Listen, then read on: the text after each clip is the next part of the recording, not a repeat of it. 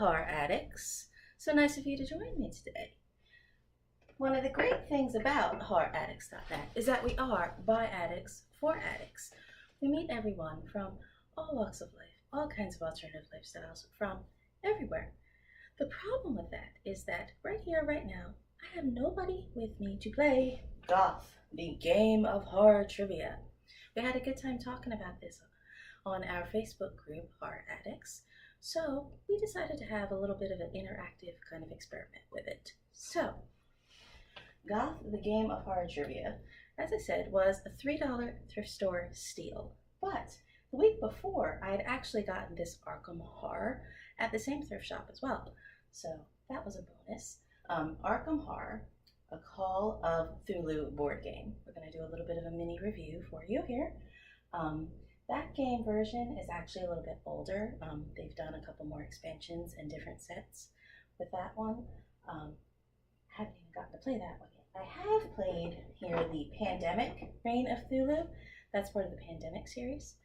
I'm not a hardcore gamer, but that one was a lot of fun. That was a cooperative where you were using each character's powers and strengths and abilities in order to move from town to town, in order to defeat all sorts of kind of Lovecraft monsters. So that one was fun.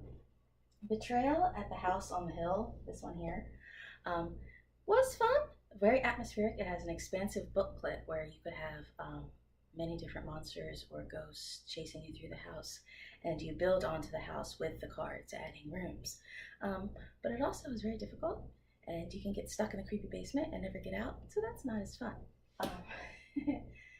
Goth, the game of horror trivia. We'll see if that is a little bit like Trivial Pursuit. I did post... It was a very tiny little picture link about this game, The Grim Forest. This was the one that was the Kickstarter. We haven't even gotten to this one yet. As you can see, it's very huge. It has a very nice, cool cover on it. And this, of course, uses all the assorted Grimm's fairy tales, dark, spooky things as its theme. So we'll see how this one goes. Goth, the game of horror trivia, has these really cool tombstones, which are sort of like the little dies that you put in the little game pieces for Trivial Pursuit.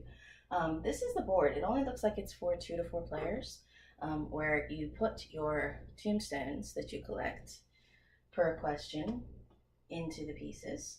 There's 200 of these cards. I was going to take some pictures of them, but they give away the answers. We don't want that. Some of them are very simple. Who played Dracula in the 1931 Universal picture?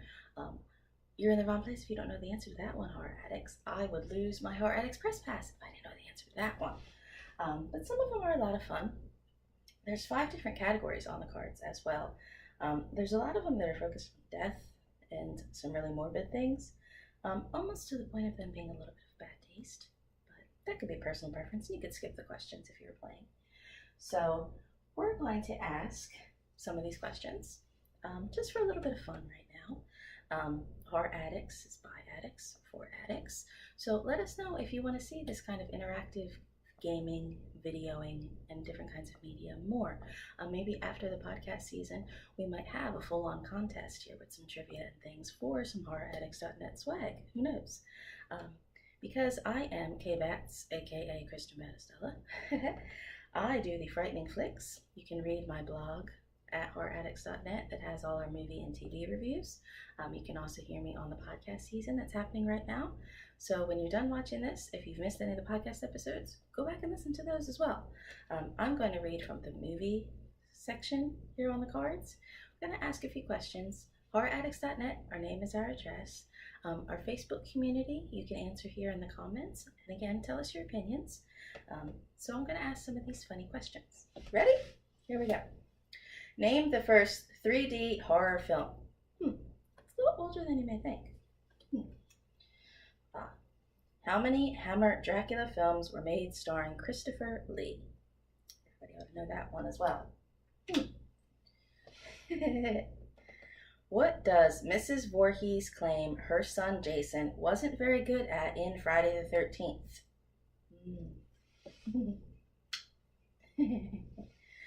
Most of these questions actually center around kind of the 90s, I would say. They seem to be a lot of Blair Witch questions, but there are a few more recent things.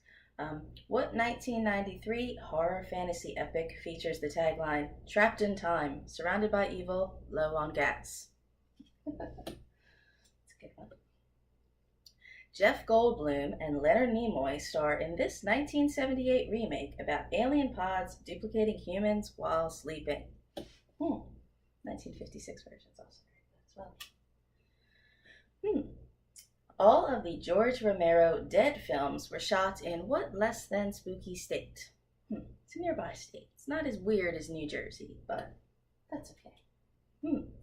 Speaking of, what sort of building complex is the enticing setting of the 1978 chiller Dawn of the Dead? It may be my favorite one, though the original is pretty tough to beat. Speaking of the original 1968 Night of the Living Dead, of the 7 people trapped in the farmhouse throughout the film, how many are alive at the close? Spoiler alert. Ingrid Pitt starred in what 1970 Hammer film as the bloodthirsty lesbian vampire Carmilla? There should be more Carmilla movies, don't you think? I do. What 2001 thriller starring Nicole Kidman had a superbly twisted ending? I didn't think it was that twisted. I figured it out at the very beginning. Okay, last one. In which Friday the 13th film does killer Jason Voorhees acquire the hockey mask? Yes. So, that's a little sample of Goth, the game of horror trivia. Feel free to leave your comments and give us some answers just for fun. Let us know what you think about doing this on some more interactive stuff. Okay? I am going to get another cup of tea.